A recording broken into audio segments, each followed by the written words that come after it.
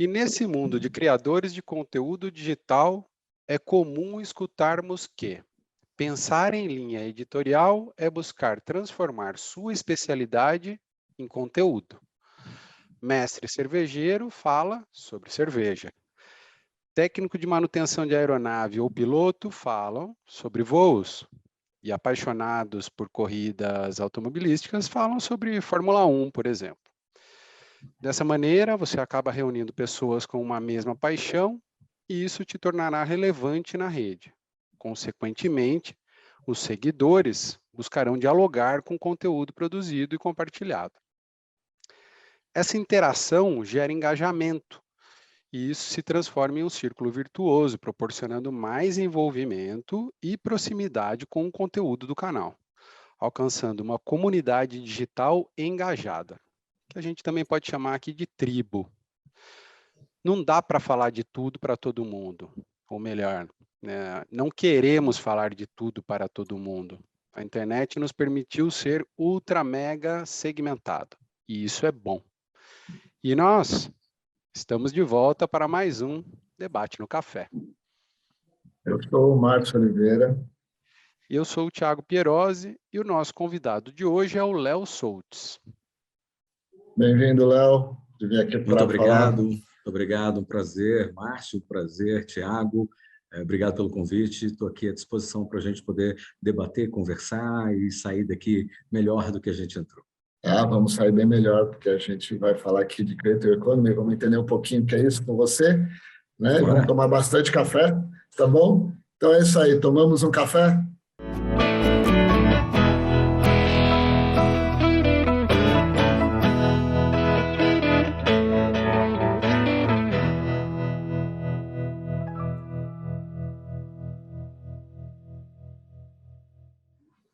O Léo é formado em administração de empresas com extensão em comércio exterior e especialização em marketing, franchising e estudos de políticas públicas.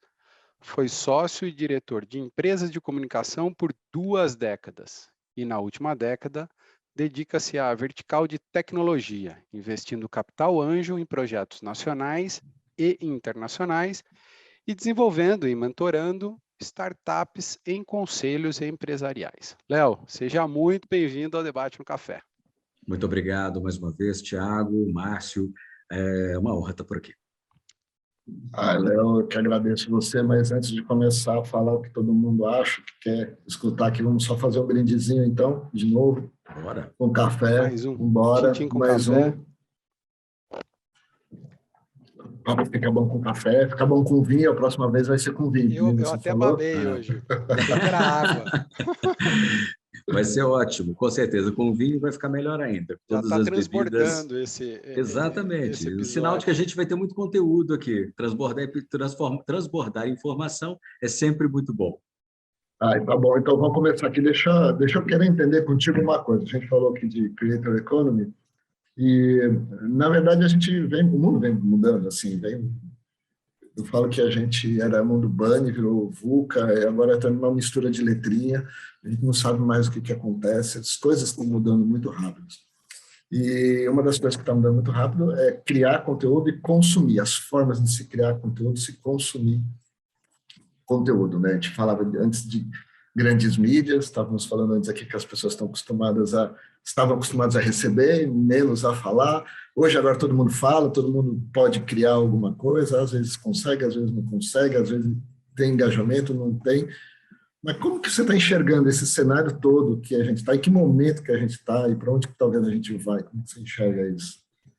Olha, é uma jornada, né? Eu sempre falo isso, são jornadas na vida da gente. Essa jornada onde o cidadão, quem está do lado de cá, né, dessa mesa tecnológica, ele começa e passa a ter muito mais presença, ele passa a ser entendido, respeitado, ele passa a ser responsável, ou no mínimo corresponsável, por aquilo que ele propaga, por aquilo que ele diz, por aquilo que ele fala, por aquilo que ele pensa, da forma com que ele se expõe nas redes sociais. Então, é uma liberdade que não pode ser confundida com libertinagem, né? E principalmente hoje, em tempos de fake news, a gente tem esse desafio que precisa ser melhor pontuado. Eu venho falando muito sobre isso, mas efetivamente eu entendo que a responsabilidade dada ao cidadão por meio das redes sociais e a possibilidade dele se expor cada vez mais com palavras, gestos, vídeos, enfim, nos moldes das redes sociais que aí estão, é muito importante. A gente consegue tirar aquele papel antigo dos poderes, né, e trazer para o cidadão o poder da palavra. Agora, isso traz consequências, isso precisa ser estudado, precisa ser investido tempo, porque não pode ser de qualquer jeito, a qualquer custo, em qualquer noção de tempo, espaço, enfim. Uma necessidade, há uma necessidade de se construir alguma coisa mais estruturante. Isso é normal, tá? Em todos os movimentos que nós tivemos de construção da nossa sociedade, a gente teve que se deparar com o novo. E se deparar com o novo é sempre um céu de brigadeiro no primeiro momento, mas depois você consegue perceber, ao pilotar e ao transitar nesse céu de brigadeiro, que existem nuvens, existe a chuva, existe o trovão, existem os desvios que precisam ser feitos, até porque uma outra aeronave está indo na sua rota, porque deliberadamente ela, ou de forma errônea, mudou a rota dela. Então, assim, essas analogias elas servem para dizer o seguinte: não existe estrada fácil, existe estrada a ser construída. E isso, mais uma vez, depende, primeiro, de nós mesmos e depois de entidades de regulação, de análise, de construção, que possam dar um tom. Se nós não tivermos isso, a gente não tem uma sociedade adequada. É por isso que existem as leis, né, os entes públicos. Claro que muitas os entes particulares também, né, ou seja, como os próprios apps que estão aí para criar as suas identificações, as suas identidades e nos fazer seguir ou não por determinados caminhos. Basta a gente escolher. A gente vem andando bem rápido. Eu acho que a velocidade que as pessoas estão fazendo e que as leis, as regras, vamos dizer assim, ou o senso comum do que deve ser feito está vindo atrás, né? As coisas vêm sendo corrigidas por conta de problemas que vêm acontecendo. Um exemplo aí são as fake news e como elas são tratadas, inclusive, hoje nos órgãos de justiça, e parece que a gente passa por ciclos, momentos, né, que a coisa piora. A gente está chegando no momento que a coisa vai piorar mais, que são as eleições, né? Aí vai ser um Deus nos acuda em relação a isso. Mas, falando mesmo das pessoas, a forma de consumir o conteúdo hoje, acho que tem aberto um leque muito grande, né? Acaba virando uma oportunidade de carreira. Eu vejo pessoas... Meu filho chegou uma vez para mim e falou: eu quero ser... Agora não, ele já mudou o que ele quer ser. Mas ele falou: eu quero ser youtuber. E youtuber virou profissão. Você não tem nem faculdade para isso. Mas ele falou: eu quero ser youtuber. E aí? Eu falo o seguinte: nós temos um grande pai hoje que se chama Google. E esse grande pai, né, ele traz aí para a gente possibilidades. E nós hoje somos genuinamente tecnológicos.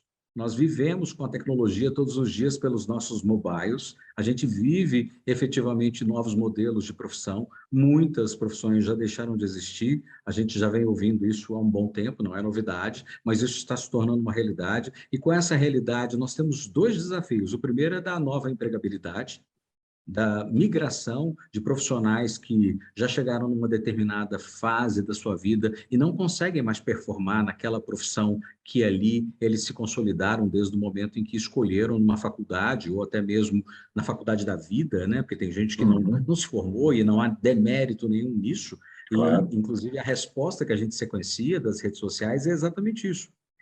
Existem hoje profissionais que não necessariamente estudaram para ser youtubers, tiktokers, quaianos, né?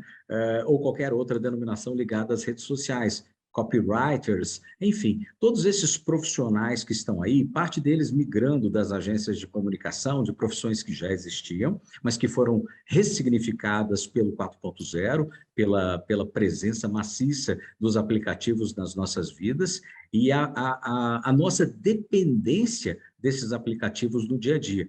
Hoje você não assiste um programa de televisão, mas você está grudado numa Netflix, que não deixa de ser uma forma de app, é um app que ali dentro tem uma combustão de vídeos que acabou com os blockbusters, né? Acabou com uma indústria. Outras tantas indústrias, como a própria indústria da comunicação, se não morreram, estão natimortas. Algumas estão se reinventando, trazendo o 4.0 e as ferramentas e a sua estrutura de conteúdo, e essa palavra conteúdo, ela é extremamente importante para o nosso bate-papo aqui hoje, porque a Creator Economy, ela está intimamente ligada a conteúdo. Então, novos atores estão vindo, novas personas estão sendo criadas, e elas estão vindo ou sendo criadas a partir de um desafio, de uma dor.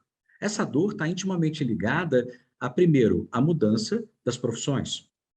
Todo mundo entende que não faz sentido a gente trabalhar sem tecnologia em nada. Ou seja, tudo é ligado à tecnologia hoje.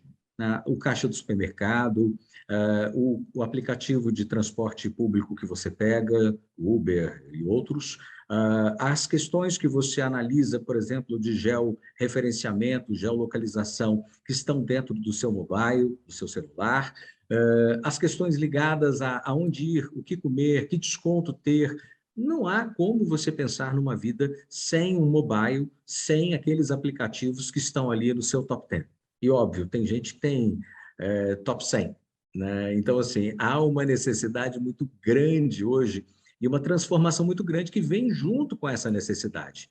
Atores, novas gerações, até mesmo a construção dessa estrutura criativa, ela passou por mudanças. Algumas mudanças não tão boas, tá, gente? Algumas ligadas a uma falta de um entendimento mais profundo da informação, de um reconhecimento da qualidade da informação e do uso dessa mesma informação. A informação ela precisa ser retroalimentada todos os dias, isso depende da unidade de cada qual, suas, minha, né? Ou seja, eu recebo uma informação e eu preciso filtrar essa informação. Sempre foi assim. É por isso que nós tínhamos os editoriais dos grupos de comunicação, nós tínhamos as análises de jornalistas em jornais impressos, em revistas, em outras estruturas de comunicação com o mercado. Parte disso tudo acabou porque as pessoas estão com preguiça de ler, estão com preguiça de se embrenhar nessa questão do conteúdo. E aí elas começam a ser consumidas e não consumir, elas passam a virar vítimas daquilo que a sociedade virou. Há um problema muito grave das primeiras páginas de blogs, de portais, de sites, ou mesmo de alguns outros tipos de mídia e até dos próprios aplicativos, que trazem uma realidade muito díspare àquilo que, particularmente, eu entendo que uma sociedade tem que ter: informação, informação de qualidade. Imagine só se amanhã, eu passeando aqui pela minha cidade, eu passei perto de uma escola pública e eu vi um funcionário, um colaborador, jogando naquelas caçambas de lixo livros e mais livros, apostilas e mais apostilas. Eu parei 5 minutinhos e fiquei vendo aquilo ali. E aí me veio um sentimento tão estranho, né? Tão ambíguo. De um lado, eu vi a tecnologia se fazendo real, já é parte da minha realidade, né? Eu trabalho com isso dioturnamente. Mas eu vi aquilo na realidade, eu vi aquilo de fato. Falei, meu Deus, aqueles livros ali vão para o lixo, vão virar sucata, vão virar alguma coisa. Legal, que bom que eles vão para algum lugar e que vão virar alguma coisa. Poderiam até ir para escolas menos favorecidas, em vilas, aglomerados, para ajudar crianças que, porventura, não tenham esse conteúdo. Mas, Léo, está todo mundo digital. Não tem como não ter um computador, um PCzinho dentro de uma escola. Ok, isso está sendo feito, existem programas sociais ligados às grandes empresas de tecnologia que trabalham com hardwares, para que todo mundo possa ter acesso ao seu quinhão de tecnologia e possa conversar no mundo virtual. Agora, o grande desafio é, imagine se amanhã alguém apaga a luz. Imagina se amanhã o Google, por algum motivo, em mãos erradas, deixa de existir. O que ficou? O que sobrou? Alguém apagou, né? Deu um bug. Óbvio, isso é apenas uma alusão, tá, gente? Mas, assim, é bom que a turma que escuta, assiste, né, vê esse podcast, possa pensar. E é exatamente materializando essas percepções e outras tantas que a gente precisa fazer, que a gente tem que aprender. A gente busca o aprendizado a partir de experiências. Já imaginou uma vida, a sua vida, Márcio, a sua vida, Thiago, sem um repositório de informações como o Google? O que que perdeu-se? O que que perderia-se? Imagens de família, livros, contextos. O que sobraria talvez são as bibliotecas, que também estão se digitalizando. Mas uma essência principal, e talvez a gente tivesse que voltar a fazer consultas em bibliotecas se isso acontecesse. Mas muita coisa se perderia. E é exatamente nessa esteira que eu acredito muito. Eu acredito que tudo que está como tecnológico deve continuar, deve ampliar. Questiono modelos como... não questiono o modelo como um todo, mas questiono a forma com que se propaga o metaverso, questiono a forma com que se propaga as blockchains.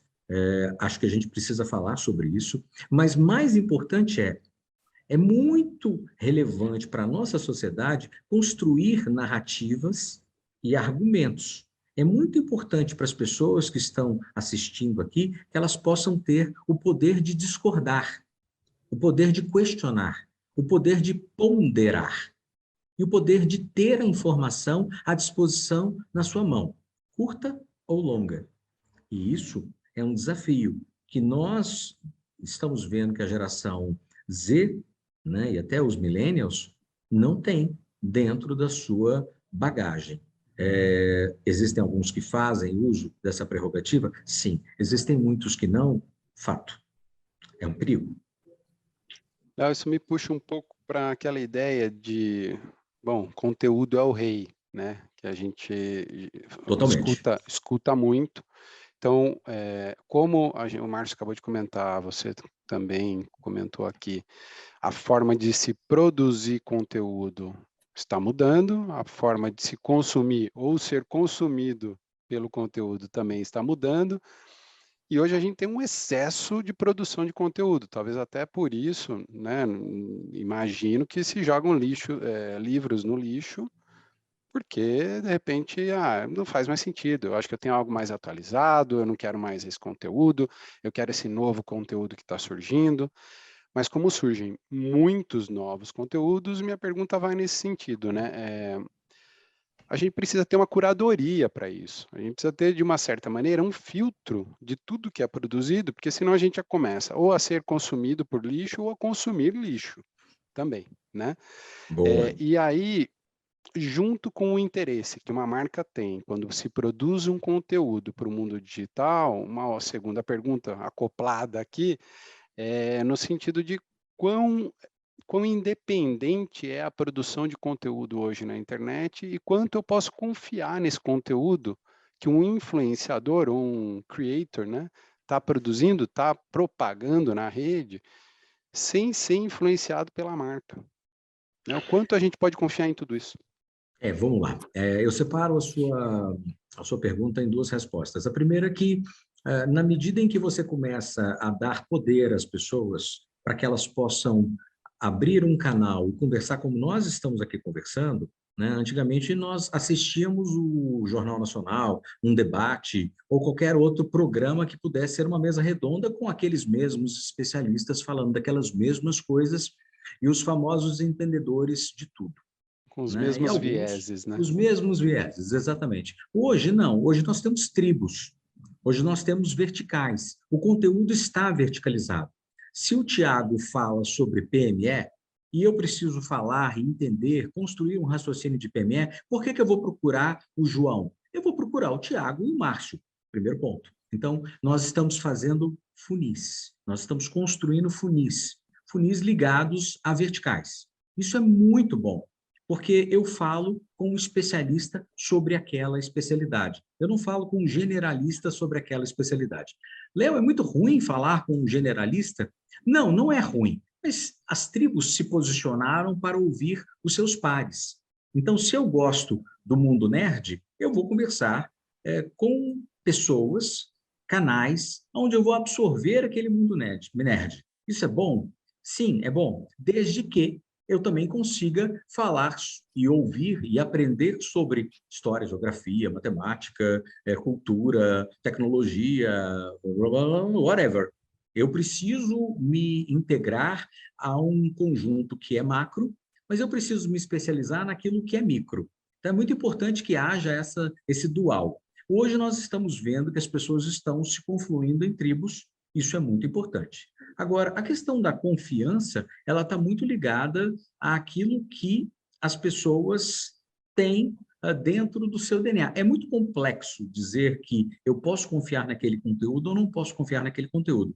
O que vai nos dar o tom da confiança é exatamente o fato de termos informações múltiplas na nossa vida para que a tomada de decisão seja, no final do dia, sua. Se eu vou mais para a esquerda, se eu vou mais para a direita, se eu fico no centro, por que eu faço isso? Bom, eu adoro conteúdos de um viés. Eu vou só para aquele viés. Óbvio que a estrutura algorítmica do Google ou de qualquer outro app vai levar para mim, na consequência disso, pessoas, produtos, opções ligadas àquele mundo. Na medida em que eu vou para o outro lado e faço esse mesmo movimento, e não estou falando só de política, estou falando de uma coisa ampla, geral. Se eu procuro tênis, eu vou receber informação de tênis. Se eu procuro viagem, eu vou receber informação de viagem. Se eu procuro aquilo numa determinada cidade, eu vou receber informações sequenciais daquela cidade. E aí vai a estrutura algorítmica nos atendendo e percebendo aquilo que nós gostamos, né? Eu falo que é o BI, né? O Business Intelligence, muitas das vezes não tão inteligente assim, mas muitas das vezes assertivo, ou o máximo que se consegue fazer dentro dessas propostas e dessas apostas. Melhor do que nada, vamos dizer assim. Agora, há um movimento muito grande de expansão de dados no Brasil e no mundo? Sim, nós mesmos aqui na One Big Media trabalhamos muito e buscamos muito essa questão de dados. Mas a síntese da sua resposta aqui, fechando, confiança está intimamente ligada àquilo que você tem de conhecimento. Não confie 100% em ninguém, confie 100% em você. Confie na sua análise cognitiva com base numa estratégia que aqui no nosso GGP a gente usa muito, que é 70% do conhecimento está em ouvir, em ler, em estudar, em buscar. Não é a faculdade que vai te trazer isso.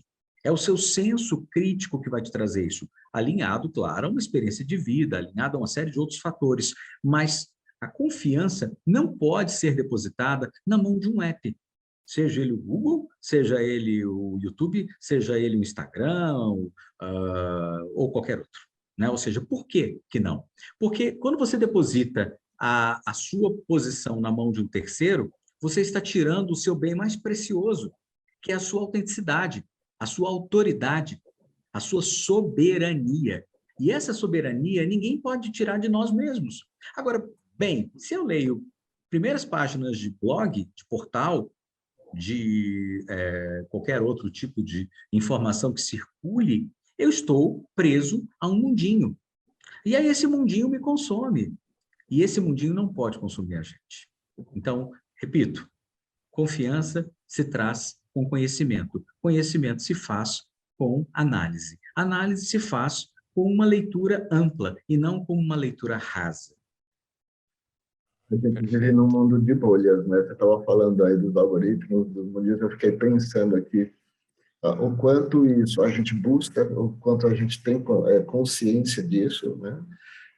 E o quanto que isso é alimentado pelas próprias plataformas, né? Os algoritmos que só mostram aquilo que a gente busca, com os interesses comerciais por trás, ok?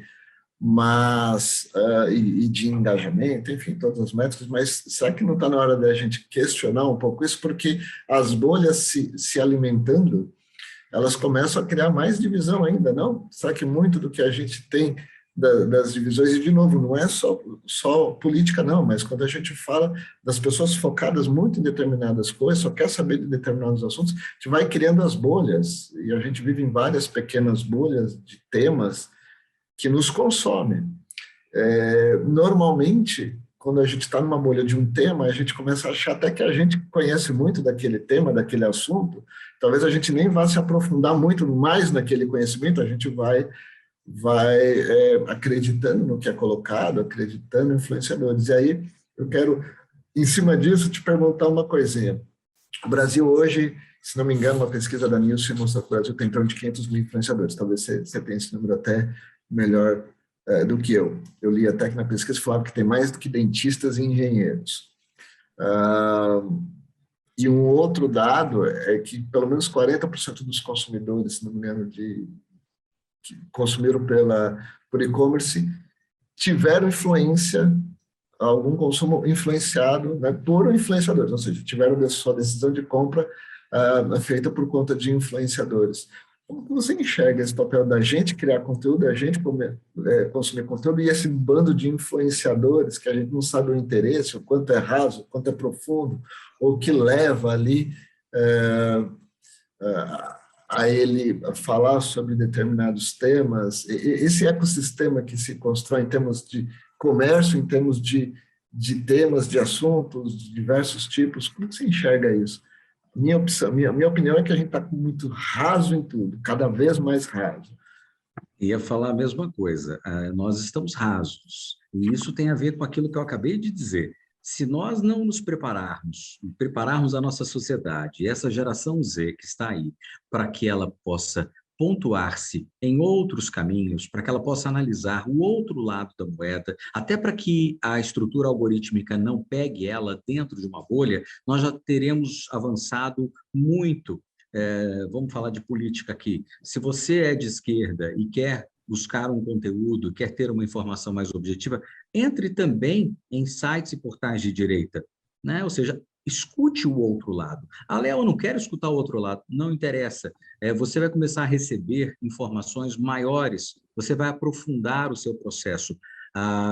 Alguns dizem que os algoritmos, eles inclusive instituem por essa questão de bolha algumas disputas que talvez não precisassem acontecer, né? Até porque as redes elas se movimentam muito com esse tipo de conteúdo que é propagado. Então, esse é um desafio muito grande que precisa ser quebrado, entre de forma anônima em determinados sites, portais, tente consultar as coisas sem se identificar.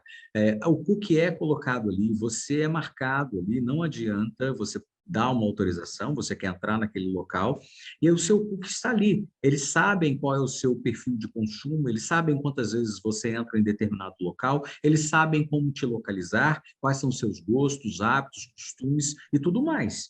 E isso é parte de uma profissão, isso é parte de como, dentro de um mundo tecnológico, eu converso sem ter necessariamente um Ibope me dando uma pesquisa de mercado ou um feeling, um cheiro de aonde eu devo anunciar. Da mesma forma que antes, só que hoje os produtos mudaram, as redes mudaram. Se antes eu fazia uma análise, uma escolha de uma mídia por meio de um instituto de pesquisas, hoje eu faço isso a partir de um Ad 360 do Google, onde eu marco ali, eu seto ali uma campanha, e essa campanha vai atingir homens ou mulheres ou crianças ou todos eles, ou seccionado por cidade, bairro, tema, gostos, de uma forma geral, tudo isso é setado e cada vez mais será setado para que nós possamos nos tornar parte de uma sociedade comunicável.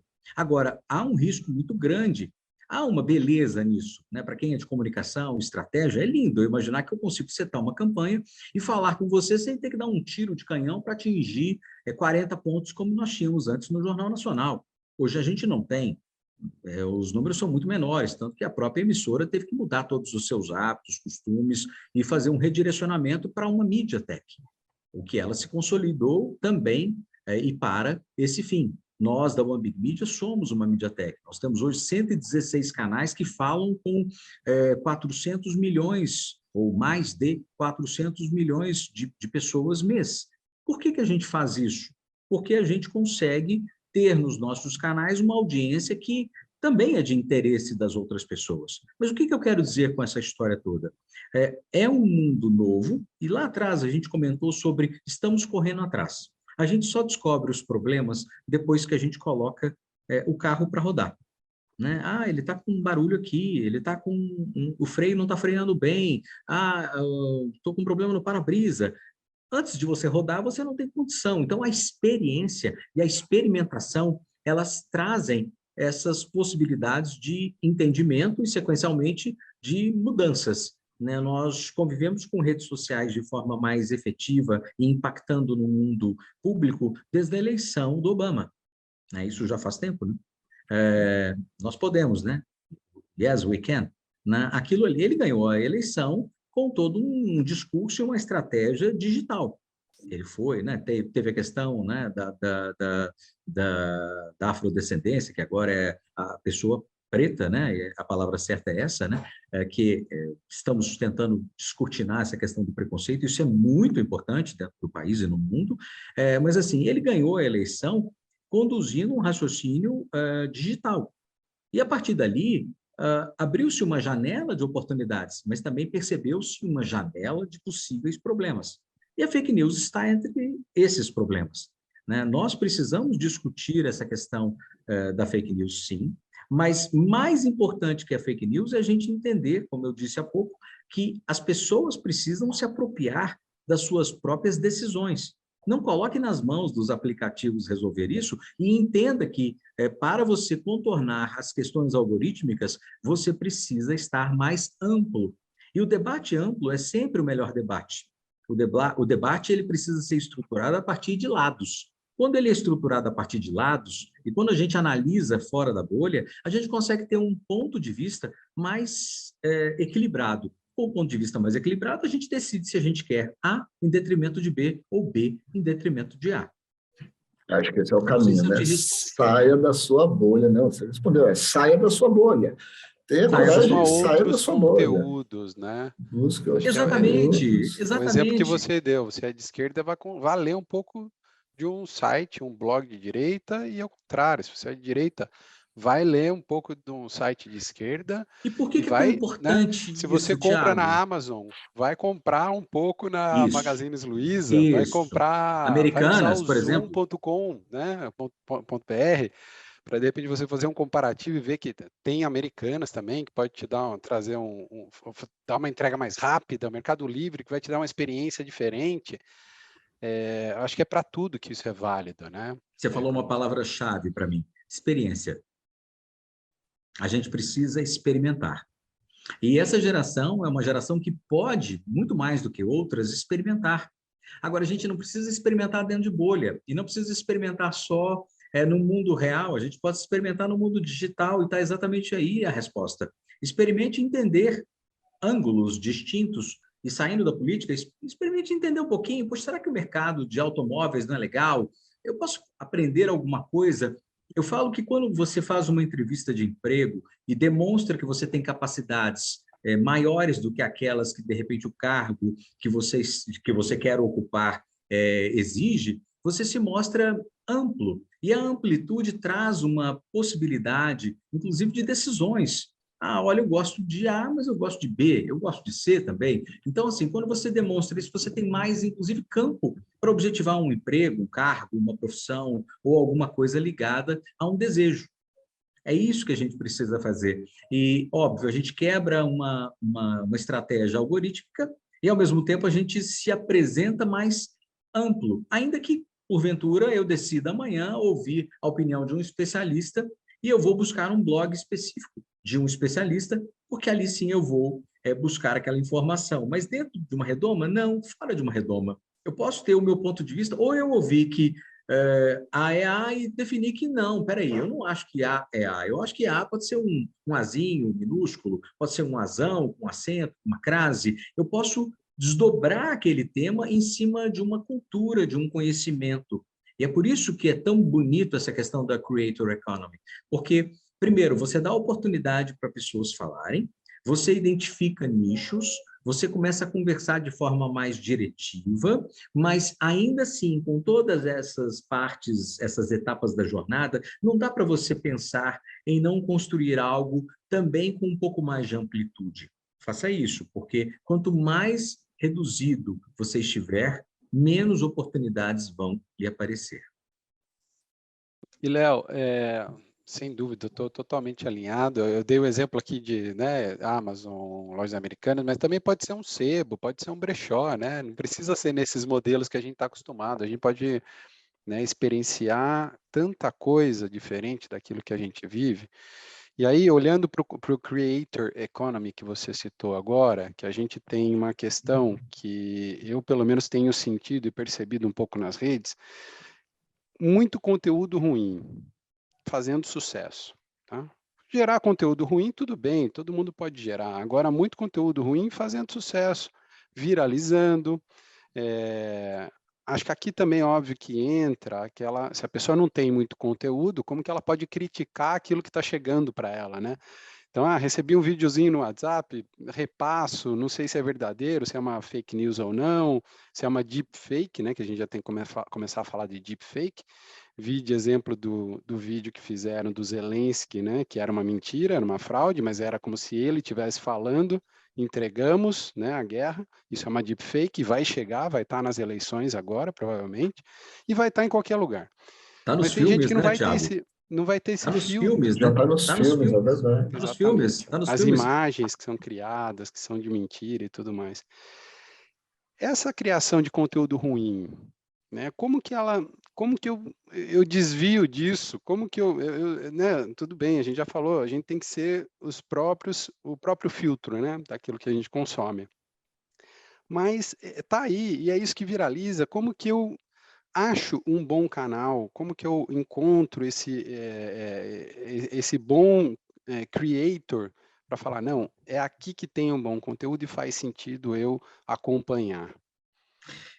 Pois é, eu vou ter que voltar à mesma resposta lá de trás. O grande problema está nas pessoas, em nós todos, tá? Por que que determinado, para não citar nomes aqui, né, com gentileza às pessoas e aos creators que usam desse tipo de lado vazio, né, a gente sabe que existem, estão por aí, né, quem entende um pouquinho sabe quem são. O problema é que a sociedade está rasa. Talvez esse podcast aqui poderia ter 1 milhão de inscritos, eu espero e torço muito para que tenha, rapidamente, e para que a cada postagem de vocês a gente tenha 200, 300 mil pessoas assistindo, porque retroalimentar as coisas boas é o melhor dos mundos. Eu, particularmente, como parte da Creator Economy e como uma Media Tech, eu tenho que trabalhar com 2 pesos. O meu primeiro peso é o seguinte: eu preciso ganhar dinheiro, eu preciso construir uma métrica adequada, eu preciso ter big numbers de views, inscritos, watch time e receita. Legal. Como é que eu faço isso? Bom, eu tenho que ter, e eu não trabalho com personalidades, eu trabalho com creators profissionais. Esses creators profissionais, eles têm conteúdos que trazem qualificação, trazem uma contrapartida à sociedade. Agora, essa contrapartida, ela precisa estar, muitas das vezes, ou algumas das vezes, maquiada em cima de processos mais softs, sabe? Mais leves, que estejam dentro da realidade daquilo que se quer comprar. Eu não vou vender macarrão se o meu consumidor quer comprar beterraba. Não faz sentido, né? Mas, se eu entendo que ou a beterraba ou o macarrão vai fazer melhor para a saúde, caso a segunda vai fazer melhor para a saúde, eu tenho que tentar conduzir algum raciocínio para criar estratégias para vender a beterraba. Mesmo que eu tenha que dizer que ela é um tipo de sangue que vai entrar dentro apertado, né, amassado, ou triturado, ou seja, como for, ela vai ser parte de um hambúrguer vegano. E o sangue do hambúrguer vegano é da beterraba, né? Ou seja, então eu preciso dar um tom e o cara vai comer um hambúrguer vegano, vai escorrer um sanguinho ali e fala, uau, tô comendo sangue, né? O sangue da carne, eu gosto muito disso. Então, assim, a gente vai ter que usar muita criatividade, né? E, assim, eu falo isso para os meus pares que, porventura, nos escutem aqui, nos assistam aqui, que a gente precisa, sim, e existe um papel e uma responsabilidade de quem tem na mão a mídia, seja ela qual for, e a MediaTek é uma grande estrutura de mídia, talvez a mais poderosa, mais poderosa, inclusive, do que as mídias, do que o Quarto Poder anterior, exatamente por causa disso, porque, efetivamente, nós presidentes foram eleitos a partir do impacto da mídia, países entraram em bancarrota em função do impacto da mídia, e a MediaTek ela Saíram da tem União essa Europeia, o responsabilidade. impacto da mídia. Exatamente. Então, assim, as MediaTeks têm essa responsabilidade. Você falou muito bem, elas têm essa responsabilidade, elas precisam exercer. Agora, efetivamente, eu bato muito que, se o cidadão quiser continuar recebendo conteúdos duvidosos, e é ele quem vai assistir isso, é difícil você mudar essa realidade. A gente muda isso com cultura, com educação, né, com sabedoria. E isso é um movimento, e é por isso que eu impacto tanto que as pessoas precisam construir um pouco mais e acomodar mais coisas nas suas gavetas. Porque se elas ficarem acomodando só um tipo de produto, só dentro de uma bolha, a gente vai continuar tendo os mesmos resultados. Ah, eu tenho uma lógica que vai sempre por esse caminho. Ah, mas eu sempre fiz assim. O que aconteceu com essas pessoas? Perderam o emprego. Por quê? Porque a economia mudou, porque a forma de contratar mudou, porque o tipo de demanda que você precisa de um colaborador é outra, que a forma de tratar o colaborador mudou, porque as diversidades aumentaram, porque os assuntos começaram a ser expostos. Tem muita coisa boa, tá, que está acontecendo nesse movimento de expansão e dos 15 minutos de fama, que já viraram muito mais do que 15, né? Mas, efetivamente, nós entendemos que existe também, gente, eu tenho uma crença de que, óbvio, a gente precisa continuar batendo na tecla de que as pessoas precisam ler mais, estudar mais, conhecer mais, diversificar mais o seu conteúdo, ainda que elas queiram saber em determinados momentos de coisas mais específicas, elas precisam ser mais generalistas. A gente vai ganhar muito com isso. Por outro lado, a gente sabe que as pessoas precisam construir uma cadência em cima de temários que vão ser possíveis dentro daquela linha rasa ou não que elas têm na própria sociedade. Pais e mães influenciam? Sim, estamos com problema nessa área. A escola influencia? Sim, estamos com problema nessa área. A que ponto nós temos a nossa rede social e a que ponto nós temos a nossa educação continuada? Tem um abismo de diferença. Né? Os nossos filhos aprendem coisas na escola que já morreram, que não vão fazer sentido. Não faz sentido metade daquilo que é ensinado nas escolas públicas e particulares do nosso país. Há que se pensar num movimento muito rápido de transformação, assim como a Coreia do Sul fez, assim como o Japão fez, assim como a Estônia fez, assim como outros países do mundo fizeram, porque é exatamente o movimento pela educação, pelo conhecimento. É isso que vai nos trazer a grande bagagem para a gente parar de consumir a piece of something. Infelizmente... E sabendo que essa educação leva 20, 30, 40 anos, né, para gerar resultado. A virada é Isso de é um no mínimo projeto 10 anos. país, né? A gente A precisa virada é de fazer. no mínimo 10 anos. A virada é de no mínimo 10 anos. Os impactos começam a surtir efeito no mínimo 10 anos. Mas se não começar hoje, vai começar daqui a 10 anos. Exatamente. Se não começar daqui a 10 anos, vai começar daqui a 20 Antes anos. tarde do que mais tarde. Tem que começar. Antes tarde do que mais tarde. Tem que começar. Tem que começar. E esse é um movimento extremamente importante que o poder público precisa fazer, porque nós estamos sendo governados de uma forma também muito envelhecida. Nós estamos falando de processos patriarcais, de processos ligados a Brasil colônia, a movimentos onde os políticos são conduzidos como se reis fossem. São servidores públicos como quaisquer outros. E aí outras tantas entidades também vivem esse mundo nababesco de glamour, de dinheiro, de poder, que não vai levar a nada, enquanto isso a população está descendo uma ladeira perigosíssima. Enquanto outros países, né, não vou discutir aqui que nós temos muitas coisas que nos diferem positivamente em relação a outros países que perderam movimentos também, e o Brasil conseguiu se destacar durante as 2, 3 últimas décadas de uma forma brilhante em várias áreas, né? Mas efetivamente nós estamos vivendo um momento onde nós precisamos fazer mais rupturas com um passado que não mais nos pertence. E essas rupturas vão nos trazer para um futuro tecnológico. E o futuro tecnológico está na educação e não na tecnologia. A tecnologia é meio, pessoal. Meio. Ela não é fim, nunca será fim. Ela é meio para fazer alguma coisa. Agora, se o meio para fazer alguma coisa se torna o fim, aí qualquer tipo de conteúdo, qualquer tipo de palavra, qualquer tipo de gesto ou ação vai representar uma migração de um bando para lado A e lado B. E isso não vai ser bom, não vai levar a um lugar sério. Então, nós precisamos de muita honestidade para nós mesmos e para com os outros, para entender que só se faz mudança pela cultura, pela educação. E aí eu volto a Creator Economy, porque uma figura de criativos, ela tem uma responsabilidade, como nós já falamos lá atrás, muito grande. Os criativos precisam também trazer essas pautas para dentro de si e construir para com os seus, para com essas tribos, a responsabilidade é enorme deles também, porque eles hoje são a ponta de lança. E falar sobre qualquer coisa que seja só fugaz vai nos levar a resultados também nada agradáveis. Lembrando, Coreia do Sul, Estônia, Japão, e tem outros países que a gente pode colocar da Europa que estão fazendo essa revolução. Essa revolução pela educação é uma das nossas grandes armas e ela precisa começar já.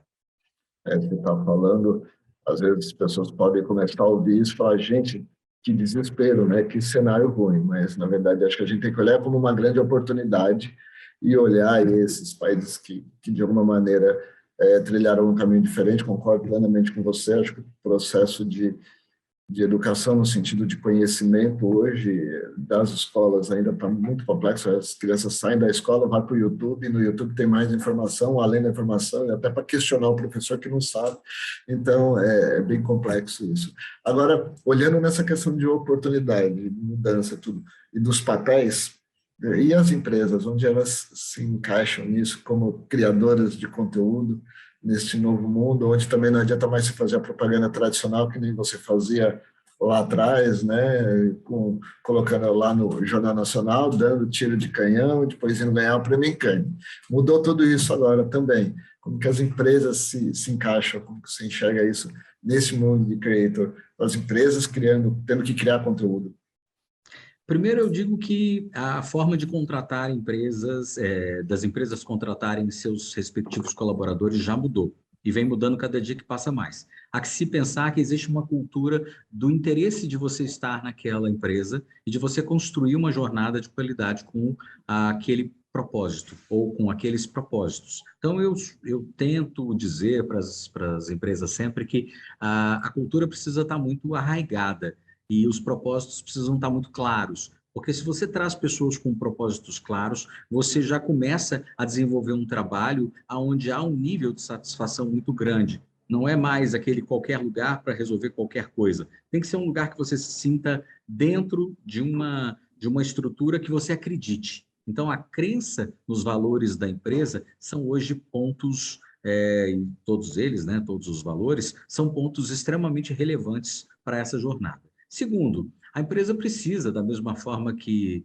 todos nós, falar com determinados públicos. Então, ela vem buscando fazer isso, saindo dos meios tradicionais e se ressignificando com profissionais que também existem de forma cada vez mais exígua. Está faltando gente para trabalhar que entenda de redes sociais, que entenda de comportamento humano, que entenda de como chegar uma mensagem para A, B ou C. E isso vai nos trazer para uma escassez profissional que precisa ser rapidamente resolvida pelos órgãos que cuidam desse tipo de treinamento, desse tipo de crescimento de pessoas para que elas possam entrar no mercado de trabalho. Esse é um ponto que precisa ser abordado, já vem sendo, mas talvez não na velocidade daquilo que se oferta e procura, né? Ou seja, a gente tem mais oferta, tem menos oferta e mais procura, por enquanto. Eu espero que gradativamente, para várias profissões, a gente consiga ter mais ofertas de profissionais para que a gente consiga de profissionais cada vez mais qualificados, porque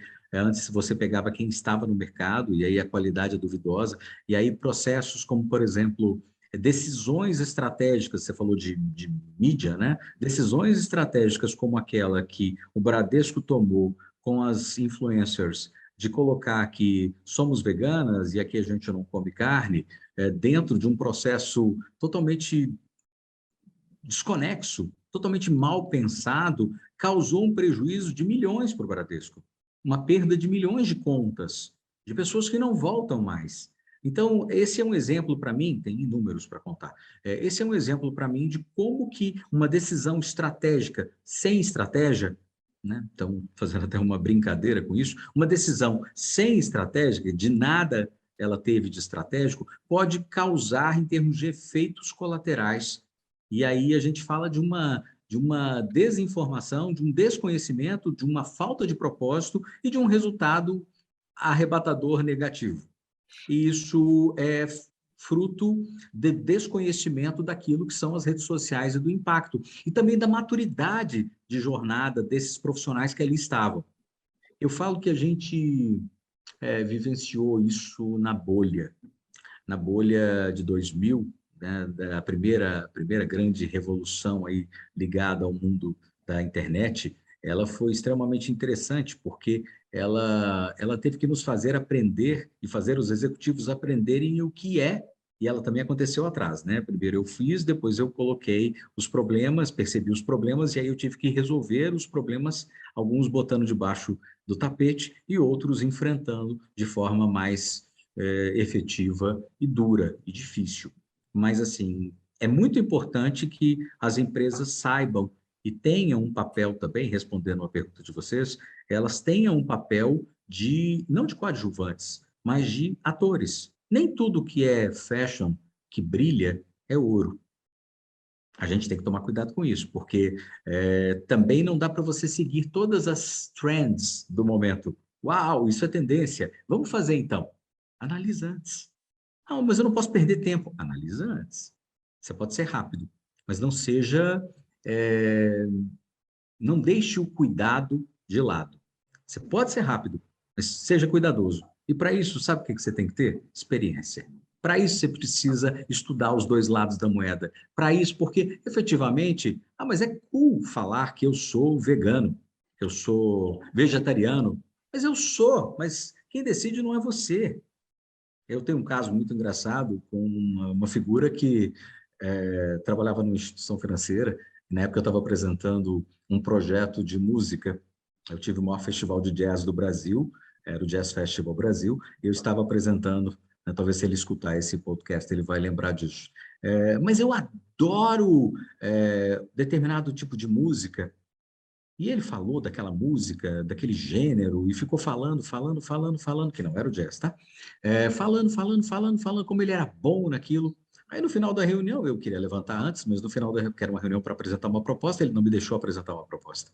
E aí no final da reunião, ele virou para mim e falou, eu virei para ele e falei assim, mas é você que vai consumir o produto? Ou é o seu cliente? Não é você que vai consumir o seu produto, é o seu cliente. A sua análise precisa estar, pelo menos, à parte, para que você possa vender aquilo que realmente é necessário vender, que é uma ideia, que é um contexto, que é uma combustão estratégica, para que alguém entenda que o seu produto é bom, o seu serviço é bom. Essa dicotomia, essa visão distorcida, ela faz com que situações como essa do Bradesco e essa desse sujeito, de querer contar uma história, entender como ele era bom naquilo, sendo que eu estava tentando apresentar um produto para uma área premium da instituição, que faria todo sentido, que tinha todo fit, isso demonstra como as pessoas estão perdendo o seu poder de análise cognitiva. E isso tudo faz sentido quando você resolve ser específico e tendencioso. Não dá. Eu posso não gostar de vários gêneros musicais, mas eu os escuto, muitas das vezes. Até porque em alguns momentos eu já me vi gostando de alguma coisa daquele gênero. Nada é tão 100% na vida, e nada deve ser 100% na vida. Gostos mudam, contextos mudam, conceitos mudam. A vida é uma constante mudança, né? E parece que a gente está falando aqui de alguma coisa mais ligada à psicologia. Sim, estamos. Até porque, no fundo, o que nós estamos fazendo aqui é discutindo comportamento humano nas redes sociais. Tanto Psicologia, daqueles que, eu... tanto Segue, daqueles que compram, como daqueles que vendem. E aí, leia-se, vendem aqueles que expõem os seus conteúdos, aqueles que compram, aqueles que consomem o seu conteúdo. O que no final do dia é diferente de comprar e vender? Nada. É verdade. Falando um pouco de psicologia, mas também um pouco de filosofia e tudo aquilo que a gente, numa faculdade de marketing, de comunicação, vai estudar, porque a gente tem que entender pessoas para poder dialogar com essas pessoas, né? Ou ao menos deveríamos estudar. Mas Ou ao acho que menos a deveríamos gente... entender. Deveríamos. Mas Sabe eu uma fiquei coisa que eu curioso. falo, só para complementar? Eu sempre comentei, eu tenho um projeto de entretenimento e educação infantil que já foi lançado há muitos anos e teve um problema aí no meio do caminho de um roubo de patente, né, de direitos autorais, e eu estou resgatando ele agora.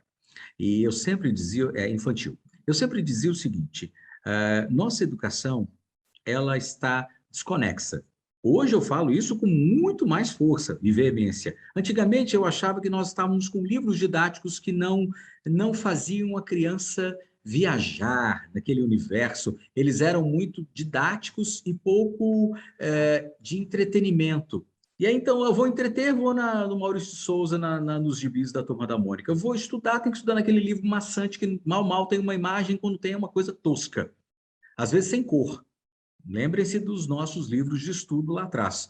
Hoje está tudo digital, tem uma coisa mista, né, que tenha um laicar, mas efetivamente nós tínhamos um problema no material didático, mas nem discutia-se metodologia, apesar do que já tinham coisas que eu achava que eram totalmente desnecessárias, mas menos do que hoje, muito menos do que hoje. Hoje eu entendo que você tem que rasgar mesmo metade dos livros, metade das disciplinas e começar a demonstrar aquilo que é verdade. Matérias como psicologia, como sociologia, filosofia, a matemática, que é fundamental, né? O português, que é fundamental, né? Temos visto situações aí delicadíssimas com a própria tendência de você teclar nas redes sociais e teclar errado, mas assim, coisas nessa direção precisam até ser ampliadas, mas tem outras disciplinas que precisam ser eliminadas ou substituídas por coisas mais efetivas para o momento que nós estamos vivendo. Mas as crianças, elas precisam ser educadas. E o que eu sempre dizia se não dá para fazer isso pelas cartilhas dos livros didáticos, vamos fazer isso extra classe, extra muro. São essas as questões que a gente precisa discutir nesses ambientes que são os deveres de casa, que são as atividades extracurriculares. É ali que a gente consegue trazer as crianças para o lúdico. É ali que você vai conseguir construir alguma coisa que seja verdadeiramente importante para essas jornadas. Podemos começar pela tabela periódica? Eu ia falar para Que começar só por é história. interessante, a tabela periódica ela só é interessante para quando você assiste o Breaking Bad, e aí na abertura você fala, nossa, olha lá, a tabela periódica. Eu sei, ali, olha o ouro ali, Eu né? Olha estudei. o nióbio ali, olha qualquer outro metal que esteja ali sendo apresentado. Você não usa para nada. Aí você fala, poxa, Léo, mas é conhecimento. Legal, legal. Faça uma opção por conhecimento em alguma área, divida-se em algum momento. Eu gosto de exatas, eu gosto de humanas, eu gosto de tecnologia, né? Hoje como uma área super importante. Eu entendo que cada um nasce com um vocacional e que cada vocacional vai ter a tecnologia como meio. Repito, meio, não fim. Né? É isso que precisa ficar claro. E quando a gente fala de tecnologia apoiando a advocacia, tecnologia apoiando a arquitetura, tecnologia apoiando a engenharia, tecnologia apoiando whatever, ela está aí para apoiar todo mundo. Mas lembre-se que, efetivamente, tem matérias que você consegue dar um Google e perguntar e responder. Ah, mas eu sei isso de cor. Para quê? Para quê? Vamos nos perguntar os para quê? Ah, mas um dia você pode usar. Um dia. E hoje eu vou usar o quê? E amanhã? Ah, é mais imediatista? Sim, ninguém está pedindo para a gente ter pessoas e processos que sejam vazios, muito pelo contrário. Mas vamos analisar, inclusive, até o próprio desejo e as próprias matérias que façam sentido para construir uma identidade desse cidadão. Não é a tabela periódica que vai construir a identidade desse cidadão. Falando de repertório, eu acho que a gente precisa sempre ampliar repertório, e alguns repertórios são mais profundos, né? E olhando a escola, o modelo de ensino também, o que é repertório e o que eu preciso conhecer com profundidade, né? Eu preciso gastar muito tempo com tabela periódica, ou eu posso gastar mais tempo com outras coisas que me preparam como cidadão melhor, e aí a gente tem conhecimentos específicos para quem quer seguir aquele tipo de conhecimento. Você falou tabela periódica, eu ia falar de história, porque de uma forma, eu descobri uma forma bem gostosa de aprender história, e eu gosto muito de história, meus filhos estão me acompanhando, na verdade eles que vieram, que me mostraram, canal de YouTube com um professor que dá aula, só que assim, vídeos de 15 minutos, 10, 15 minutos, que ele pega um tema, vai falar sobre, sei lá, Segunda Guerra Mundial, ou ele vai falar sobre alguma coisa da antiguidade, ele vai falar que são fatos históricos, e ele conta aquilo de um jeito diferente, com animação, com coisa que você entretém, você absorve. Assim, a gente aprende muito mais aquilo, com certeza, do que numa aula de 50 minutos numa escola que vai falar sobre a Segunda Guerra Mundial numa cartilha no modelo tradicional. Então, assim, Assina embaixo. a dinâmica de Assina embaixo. aprendizado, pois é, a dinâmica de aprendizado, eu acho que pode ser muito diferente, e aí a gente mistura a tecnologia, o creator aí, o cara ali que foi criar o canal e que tem um montão de seguidor, para fazer isso, né, e segue esse modelo intensivo. Imagina o exemplo desse cara que ensina física maravilhosamente bem, dentro de um telão com uma resolução maravilhosa, uma TV grande dentro de uma escola, quando a gente fala, mas isso é impossível dentro de determinadas escolas, mas eu não vejo isso como impossível, ponto 1, e ponto 2. Ainda que seja impossível para algumas classes, e a gente precisa resolver esse problema da desigualdade, esse é um ponto muito sério que a gente precisa vivenciar e solucionar, ou pelo menos falar sobre ele para tentar soluções. Mas imagine esse professor que está ali, que tem uma didática maravilhosa e que pode te fazer gostar de física ou de química, se ele possa ser exposto ali naquela sala de aula num vídeo. E o professor depois ele só complementa, ele vira um tutor daquele material extracurricular, que é exatamente o que eu estava falando ali sobre essa classe extramuro, mas que vale para a sala de aula. Mas se você não pode fazer isso, como é que não te permite fazer isso? Porque o professor é o professor. Ah, mas é um demérito ao professor. Não, muito pelo contrário, é uma ajuda ao professor. Porque ele tem que decorar muita coisa para fazer uma aula. Imagina se ele possa ou pudesse usar um material paradidático como esse para ele poder construir uma jornada de interesse nesses alunos se toda a classe estivesse atenta àquela aula. O quão melhor seria para o próprio professor, em termos de didática? Será que a gente precisa realmente de um professor que tenha que saber tudo? Ou é um professor que te guia, te dá conselhos, te ajuda a decifrar aquilo que ainda ficou em aberto depois de assistir um vídeo como esses? Está errado. O jeito atual está errado. Eu pondero isso há 22 anos. Inclusive em reuniões que eu já estive lá atrás com o próprio MEC, principalmente por causa desse projeto de entretenimento infantil que eu desenvolvi. Porque nós precisamos criar uma linha de pessoalidade, precisamos criar uma linha de identificação do Brasil com os brasileiros. É isso que está faltando. A gente precisa criar um senso de pertencimento. E hoje a gente não tem pertencimento, a não ser uma bandeira e também jogada por um aspecto político partidário. Efetivamente, a gente precisa ter um desejo e uma linha de raciocínio de que a gente ama o nosso país. Porque se nós não amamos o nosso país, nós odiamos o nosso país. Ou nós somos insensíveis ao nosso país. Tanto faz. E tanto faz é igualzinho. Tanto faz a minha casa, está ali ou não está ali. Tanto faz o meu carro andar ou não andar. Tanto faz eu limpar ou não limpar um local onde eu vou usar ou alguém vai usar depois. Tanto faz. Propriedade é uma coisa muito importante. Alio a tudo que nós já conversamos aí agora. O respeito, o direito àquilo que te pertence como nação é fundamental. Isso está em falta hoje. O senso de nacionalismo não é um senso de direita. O senso de nacionalismo não é um senso de esquerda. O senso de nacionalismo é um senso de soberania, seja para que lado for. Gente, o assunto aqui vai longe, hein? A gente podia agora aqui fazer mais uma hora passa. E, Léo, eu já quero deixar aqui o convite para você, para a gente voltar para continuar essa conversa. Eu falo que as nossas pautas elas são maravilhosas, porque elas têm início e não têm fim. E eu digo a vocês, eu sou apenas uma pessoa, eu sou apenas um rapaz latino-americano, né? Como diz aquela música. Eu sou apenas uma pessoa que acredita no nosso país, que está muito preocupado com os nossos momentos, os nossos movimentos, né? Esses movimentos estão estranhos. Eu entendo que as pessoas são a grande arma de uma nação, e eu entendo que as pessoas precisam construir os seus vocacionais. É assim que a gente atua aqui dentro da nossa empresa. A gente tenta fazer o melhor, a gente tenta construir com as pessoas que estão aqui dentro uma política de paridade, uma política de horizontalidade, aonde nós construímos juntos, ouvindo todos, para que a gente consiga construir mais e melhor. E é assim que a gente vem crescendo, com esse DNA. Desafios? Muitos, muitos. Dúvidas? Muitas. Certezas? Algumas.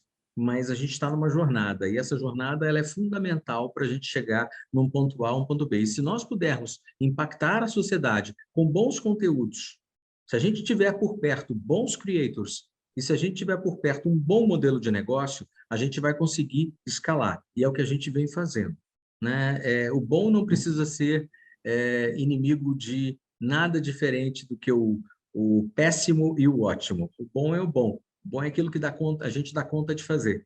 E a gente tem que primar pelo bom. E um dia, quem sabe, a gente chega no ótimo.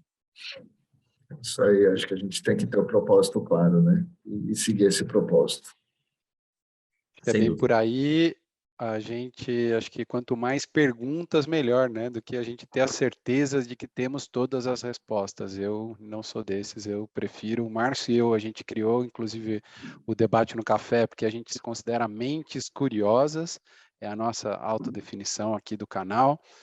Eu vou aproveitar, já que a gente fez um break, o Márcio já deu aqui, né, que o nosso tempo está praticamente acabando, pedir para quem está nos ouvindo, quem está nos assistindo, que deixe comentário, que deixe perguntas para o Léo, para o One Big Media, se inscreva no canal, compartilhe o conteúdo, a gente está no LinkedIn também, a gente está no Instagram, segue a gente por lá e compartilhe, isso ajuda muito o nosso canal. E, Léo, passo para você fazer seu fechamento, suas últimas palavras, e já te deixo o meu agradecimento. Adorei o bate-papo hoje contigo, aprendi muita coisa, espero que quem esteja conosco até agora também tenha aprendido muito. Muito obrigado, Léo.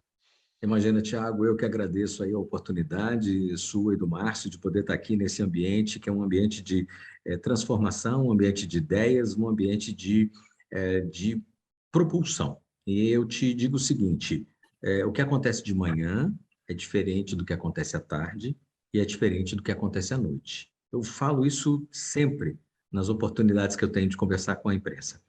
Não existe fórmula, não existe caminho que não tenha pivotagens. Nós estamos em curso e nós estamos voando. Eu entendo que a gente precisa continuar fazendo esse movimento, a gente precisa estressar, no bom sentido da palavra, as pessoas, para que elas possam fazer mais e melhor.